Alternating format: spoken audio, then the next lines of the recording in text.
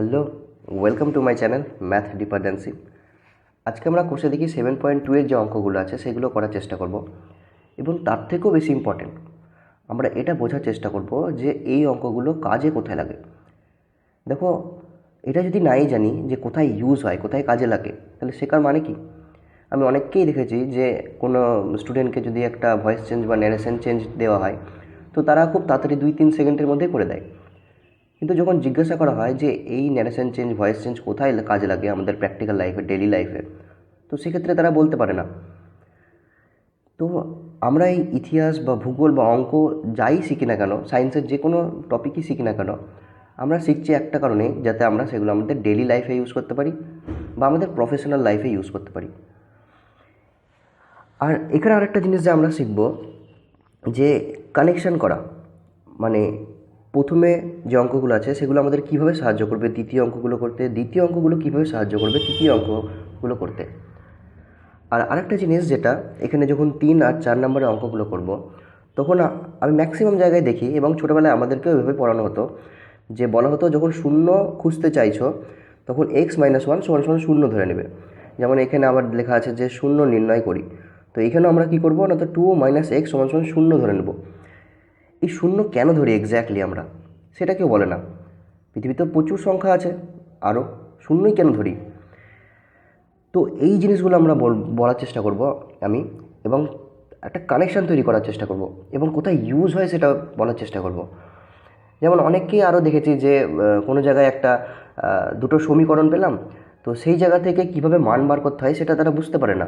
ধরো দু জায়গায় 2 চল বিশিষ্ট সমীকরণ আছে, তো সেই জায়গায় কীভাবে মান বার করবে সেটা বুঝতে পারে না, কিন্তু তারা অলরেডি অপনয়নের যে পদ্ধতি আছে বা বজ্রগুণনের যে পদ্ধতি আছে সেগুলো শিখে রেখেছে, কিন্তু কানেকশান তৈরি করতে পারেনি যে ওই যে শিখেছে অপনয়ন বা বজ্রগুণন, সেগুলো ইউজটা কোথায় করব আমরা এক্স্যাক্টলি। তো আমরা সেই জিনিসগুলোর উপরেই কাজ করব, যাতে আমাদের অঙ্ক করতে কোনো প্রবলেম না হয়। আমরা প্রত্যেকটা জিনিস যা যা শিখবো সেগুলো যাতে পরবর্তীকালে ইউজ করতে পারি। তো এখানে দেখো, প্রথম যে অঙ্কটা আছে বলা হচ্ছে যে যদি এফ ব্র্যাকেটের মধ্যে এক্স সমান সমান x² + 9x - 6 হয়। এখানে আমাদের প্রথমে বুঝতে হবে যে এখানে এই জিনিসটার মানেটা কি, এফ ব্র্যাকেটের মধ্যে এক্স। এখানে দেখো, এইখানে যে সংখ্যামালাটা লেখা আছে সেটা একটা বহুপদী সংখ্যামালা। কেন? কারণ হচ্ছে এখানে যে চলগুলো আছে তার চলের পাওয়ার এখানে আছে 2, আর এখানে এই চলের পাওয়ার কিছু না, মানে 1 আছে। তার মানে 1 আর 2 আমরা জানি অখণ্ড সংখ্যা, আর অখণ্ড সংখ্যা হলেই আমরা জানি সেটা বহুপদী সংখ্যামালা হয়। এবার যারা ডাইরেক্ট এই পার্টটা দেখছো, এই 7.2 এর যে অঙ্কগুলো করছি সেগুলো, তারা এই বহুপদী সংখ্যামালা জিনিসটা কি সেটা বুঝতে পারবে না। তো প্লিজ আগে পার্ট 1, পার্ট 2 এইগুলো দেখো, তারপরে এই ভিডিওটা দেখো, তাহলে বেশি বেনিফিট হবে, তাহলে জিনিসটা আরও ক্লিয়ার হবে। তো এখানে যে বহুপদী সংখ্যামালা আছে, এখানে 3টে পদ আছে। আমরা জানি প্লাস আর মাইনাস পদকে আলাদা করে। তো 3টে পদ আছে, এরকম আরও পদ থাকতে পারে। এবার এতগুলো পদ বারবার লিখতে লিখতে আমরা বোর হয়ে যাই। তো আমরা তার জন্য কী করি, যে এত বড় যে সংখ্যামালা আছে বহুপদী, তাকে আমরা কোনো একটা লেটার দিয়ে প্রকাশ করি। এখানে আমরা এফ দিয়ে প্রকাশ করেছি। এবার তার মানে এই না যে এফ দিয়েই প্রকাশ করতে হবে, মানে অনেকে তো ধরেই নেয় যে এফই লিখতে হবে, এরকম কোনো কথা নাই। যে কোনো আমরা লেটার ইউজ করতে পারি, এখানটাতে যে কোনো বর্ণ ইউজ করতে পারি। তোমার নাম যেটা আছে তার প্রথম অক্ষর ইউজ করতে পারো, কোনো ব্যাপার নাই। কিন্তু স্ট্যান্ডার্ডের হিসেবে আমরা একটা এফ ধরে নিচ্ছি, কারণ এফ ফাংশন এরকম কিছু বোঝায়। তো এফ মানে তো এই গোটাটাকে বোঝালো, আর ব্র্যাকেটের মধ্যে এক্স, এটা কী বলছে? এখানে বলা হচ্ছে যে এই সংখ্যামালাতে যে যে চলগুলো থাকবে সেগুলো এখানে লিখতে হবে। দেখো, এখানে এক্স চল আছে তাই এক্স লিখেছি। এবার অনেকে ভাবতে পারে যে এখানে তো 2টো এক্স আছে, তাহলে এখানে 2x লিখলাম না কেন? দেখো, আমরা টাইপ লিখবো। এখানে এক্স একটা টাইপেরই আছে, মানে এক্স আছে, আর কোনো টাইপের নাই, ওয়াই জেড নাই। তাই আমরা লিখিনি এখানে। যদি বাই চান্স থাকতো, ধরো এরকম থাকলো যে 2y + 3, তো এটাকে আমরা প্রকাশ করতাম এফ দিতে পারি বা পি, যে কোনো লেটার দিতে পারি এর বদলে, এবং ব্র্যাকেটে আমরা ওয়াই লিখবো তখন। তো এই গোটা সংখ্যামালাটাকে, বহুপদী সংখ্যামালাটাকে আমরা এইভাবে প্রকাশ করছি। বাই চান্স যদি দুটো থাকতো চল, ধরো এরকম থাকলো 2x + 3y, তো সেক্ষেত্রে আমরা এফ লিখে ব্র্যাকেটের মধ্যে আমরা এক্স আর ওয়াই দুটোই লিখতাম। তো এবার তারপরে পড়া যাক। তারপরে দেখো, এখানে বলছে তাহলে এফ ব্র্যাকেটের মধ্যে 0, এর মানে কি? এফ এখানে ছিল, ব্র্যাকেটের মধ্যে এক্স ছিল, তার মানে ছিল এক্স চল থাকবে। ব্র্যাকেটের মধ্যে শূন্য, দেখো কার বদলে বসেছে, এক্সের বদলে শূন্য বসেছে, তার মানে এখানে আমরা এইখানে এই যে ফাংশনটা আছে এইখানে আমরা এক্সের বদলে শূন্য বসাবো। সবই যা আছে সেম টু সেম বসবে, কিন্তু এক্সের বদলে আমরা শূন্য বসাবো। কেন, এখানে এক্সের বদলেই শূন্য বসেছে, তাহলে আমরা এই সংখ্যা আমলাতে এক্সের বদলে শূন্য বসাবো, মানে মান বসাবো আর কি এক্সের। এখানে আমরা 1 বসাবো, এখানে আমরা 3 বসাবো। এবার এরকম করার পর যখন এক্সের মান একবার শূন্য বসালাম, একবার 1 বসালাম, একবার 3 বসালাম, তখন আমাদেরকে চেক করতে বলছে এই তিনবার আলাদা আলাদা সংখ্যা বেরাবে না একই সংখ্যা বেরাবে, আর কি বেরাবে, মান কি বেরাবে, মানে এই গোটাটার মান কি হবে। চলো এটা পড়া যাক, তাহলে ভালো বুঝতে পারবে। তোমরা পাশে বইটা নিয়ে নাও, কিন্তু এখন আমার সাথে সাথে অঙ্কটা টুকো না, জাস্ট কোনো জায়গায় আরামসে রিল্যাক্সে বসো এবং বোঝার চেষ্টা করো এবং এনজয় করো।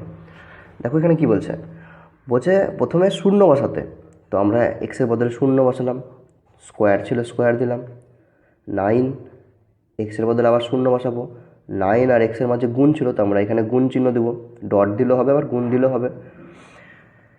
একটা জিনিস মনে রাখবে যে সংখ্যার মাঝে আমাদেরকে গুণ চিহ্ন দিতেই হবে। সেই গুণ চিহ্নটা আমরা গুণ চিহ্ন এই গুণের মাধ্যমে প্রকাশ করি বা ডট দিয়ে প্রকাশ করি, কিন্তু যখন আমরা কোনো চল লিখি, ধরো এক্স আর ওয়াই, তো এদের মাঝে কিছু লেখার দরকার পড়ে না। আরেকটা যেটা জিনিস, যে এখানে ডট আর মানে যে গুণ চিহ্ন আছে আমাদের, সে দুটো একইভাবে কাজ করছে, দুটোই গুণকে বোঝাচ্ছে, কিন্তু ফিজিক্সে মনে রাখবে এই দুটো গুণকে বোঝালো, মানে ডট আর এই যে গুণ চিহ্ন, এই দুটো গুণকে বোঝালেও ডট আর গুণের মধ্যে পার্থক্য আছে। যাই হোক, তোমরা দেখতে পাবে ইয়েতেই আছে, কার্যক্ষমতা শক্তির যে চ্যাপ্টার আছে ওখানে দেখবে ডট ইউজ করা হয়েছে, যে কাজের যে সূত্র আছে সেখানে। তারপরে আছে দেখো -6, তো -6 লিখলাম।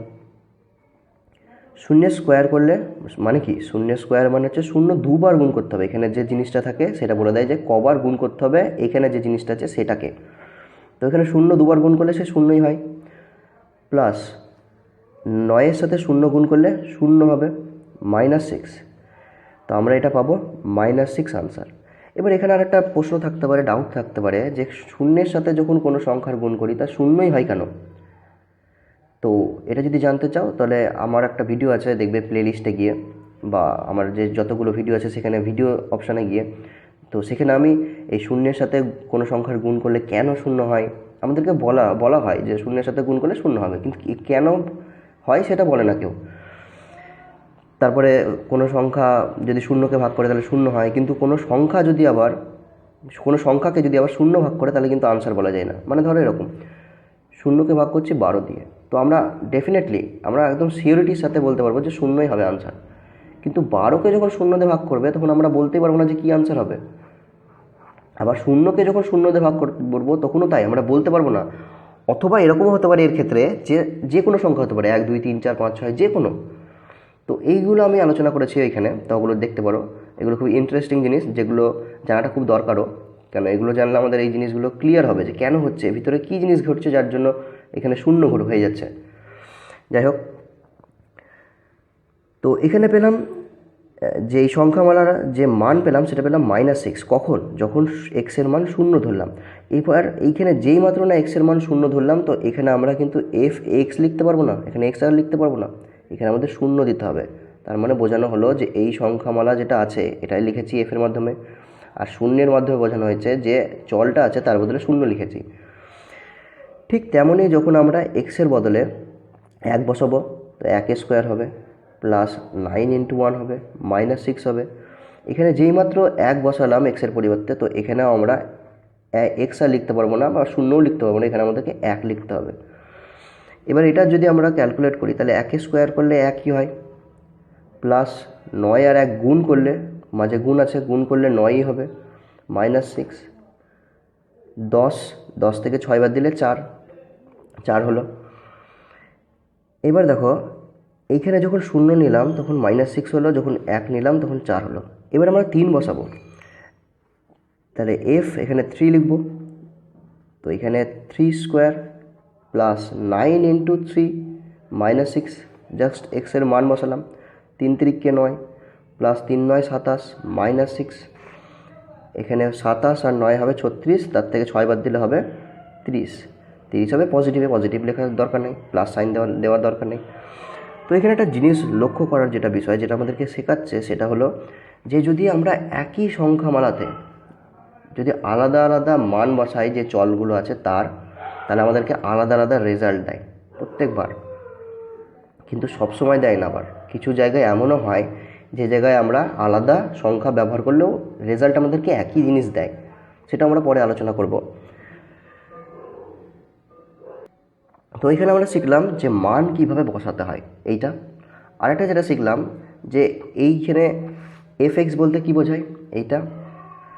আরেকটা যেটা জিনিস শিখলাম সেটা হলো যদি আলাদা আমরা মান বসাই তো আলাদা রেজাল্ট পাই।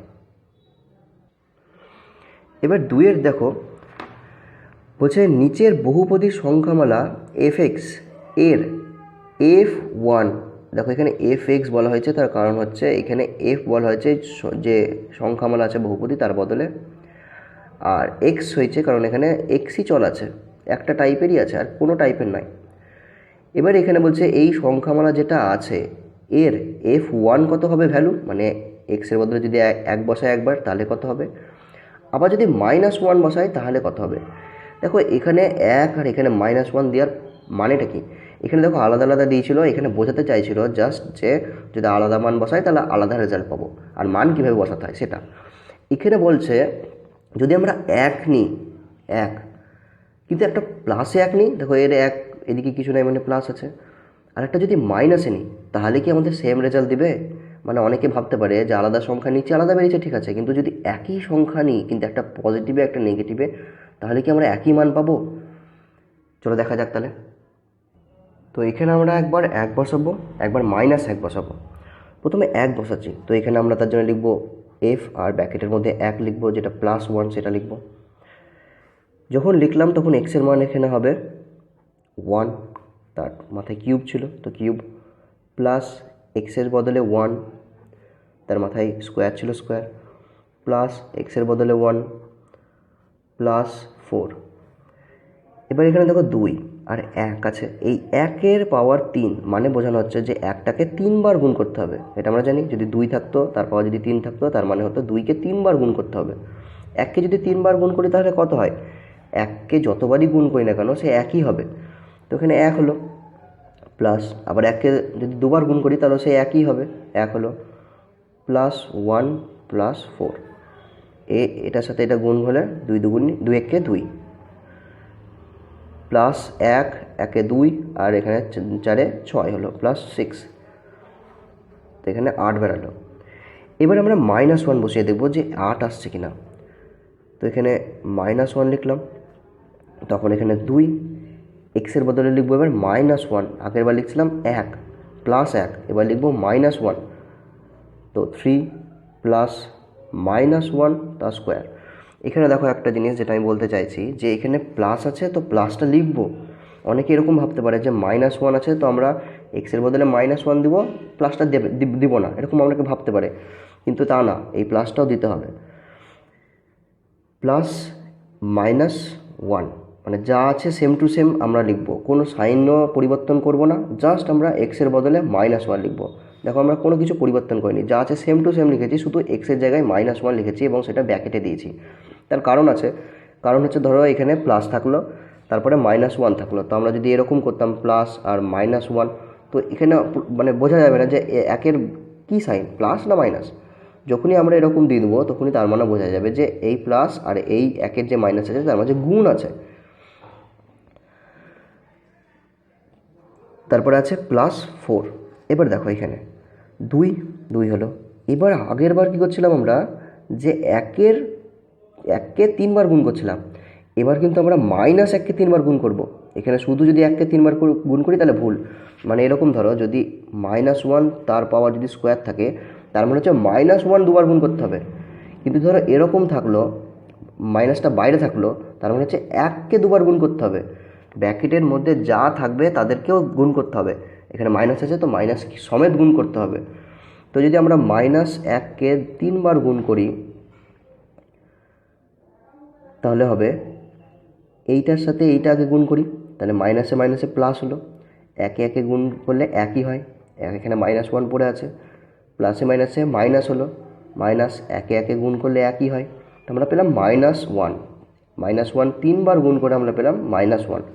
তো আমরা এখানে লিখে দেবো যে -1 প্লাস -1 দুবার গুণ, দেখো এখানে -1 দুবার গুণ করেছিলাম, +1 পেয়েছিলাম।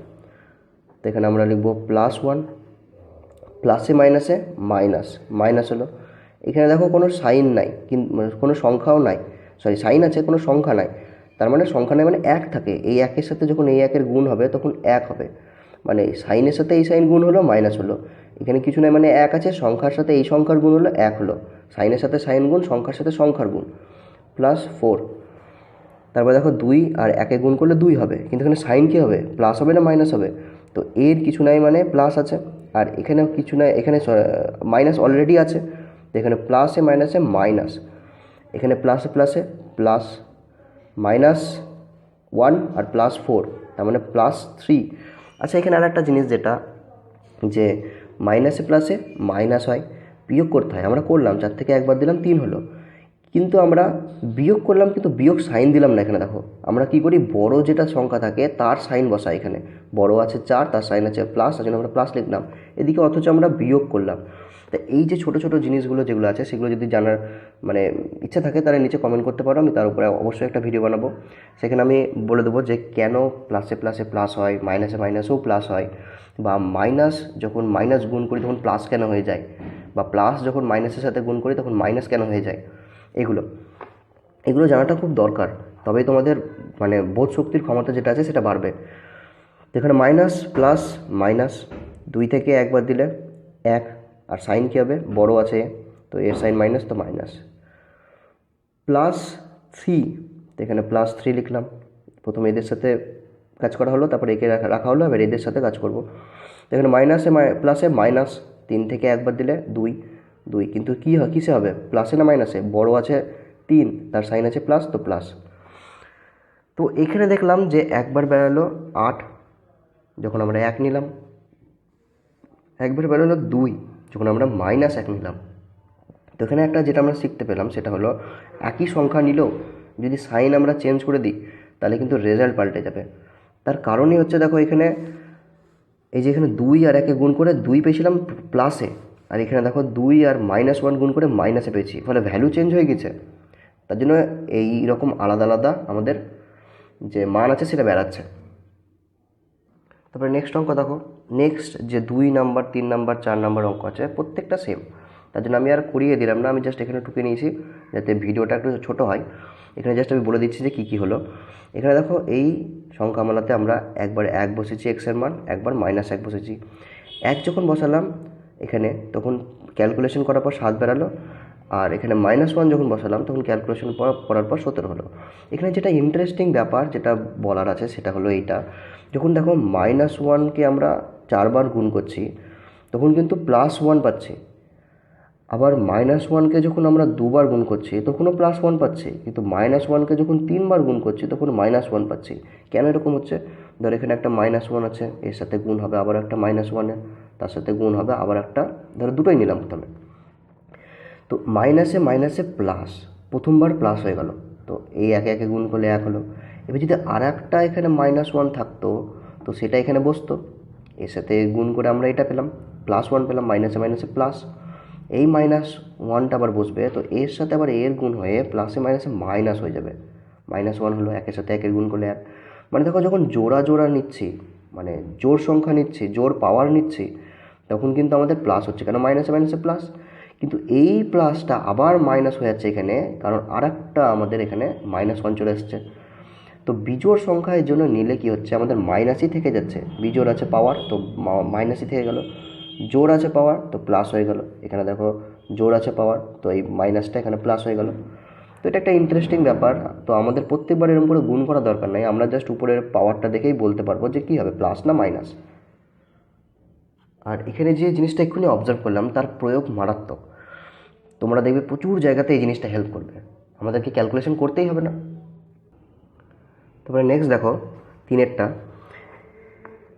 এখানে আমরা এই সংখ্যামালাতে একবার 1 বসালাম এক্সের বদলে এখানে, আর এখানে -1 বসালাম, তারপরে এখানে বেরালো 7 আর এখানে বেরালো 11। এখানে দেখো আগে যে জিনিসটা আমরা শিখলাম যে জোর হলে পাওয়ারটা প্লাস হয়ে যাবে আর বিজোড় হলে পাওয়ারটা মাইনাস হয়ে যাবে, সেটা এইখানে কীভাবে কাজে লাগছে। এখানে যদি না জানতাম তাহলে আমাদেরকে -1কে 6বার গুণ করতে হতো। তো আমরা যেহেতু জানি এখানে পাওয়ার প্লাস আছে, তো আমরা এখানে গুণ না করে বলতে পারবো যে এখানে +1 হবে। আরেকটা যেটা জিনিস বলার আছে সেটা হলো, দেখো এখানে মাইনাস লেখার পর যখন এর আমরা কিউব করলাম তো আমরা -1 পেলাম। -1কে 3বার গুণ করলে -1 পাবো। তো আমরা এটা ব্র্যাকেটে রাখলাম। কিন্তু এইখানে দেখো মাইনাস আছে, মাইনাস লিখলাম, এখানে 1কে যখন 3বার গুণ করলাম 1 পেলাম, কিন্তু সেটা আর আমরা ব্র্যাকেটে লিখলাম না। তার কারণ হচ্ছে যখন প্লাস থাকবে, প্লাস থেকে যাবে, তখন ব্র্যাকেট দেওয়ার দরকার পড়ে না। তার কারণ হচ্ছে এইখানে যে সাইনটা থাকবে সেই সাইনটাই এখানে বসবে, চেঞ্জ হবে না। কিন্তু এখানে দেখো এইখানে যে সাইনটা ছিল সেই সাইনটা কি পরবর্তীকালে এখানে বসেছে? বসেনি। এখানে মাইনাসে মাইনাসে চেঞ্জ হয়ে প্লাস হয়েছে। তো যাতে গন্ডগোল না হয় তার জন্য এটা করা। তো আমরা মাইনাস যদি এরকম বেড়ায় তো সেটা ব্র্যাকেটে রাখবো, কিন্তু প্লাস যদি বেড়ায়, যেমন এখানে বেরিয়েছে 1কে 3বার গুণ করে আমরা 1 পেয়েছি পজিটিভে, তো সেইটা ব্র্যাকেটে দিলেও চলবে, না দিলেও চলবে। যেমন এখানে আমরা দিয়েছি, এখানে 1 বসেছি, তো এখানে আমরা চাইলে এখানে দিতে পারতাম এই 1 6বার গুণ করে +1ই পাবো। তো এখানে আমরা দিতে পারতাম, চাইলে না দিতেও পারি, কোনো প্রবলেম নেই। কিন্তু মাইনাস থাকলে অবশ্যই দিবে, না দিলেও কিছু প্রবলেম নাই। কিন্তু সেক্ষেত্রে তোমাদেরকে ভালোভাবে বিবেচনা করতে হবে, বুঝতে হবে যে এটা প্লাস হতে পারে না মাইনাস হতে পারে। তো গন্ডগোল যাতে না হয় তার জন্য দেওয়াই ভালো মাইনাসের ক্ষেত্রে, আর প্লাসের ক্ষেত্রে দিলেও চলবে, না দিলেও চলবে। তো এই ছিল অঙ্ক। তোমরা এটা স্ক্রিনশট নিয়ে নিতে পারো বা এখনই স্টপ করে টুকে নিতে পারো।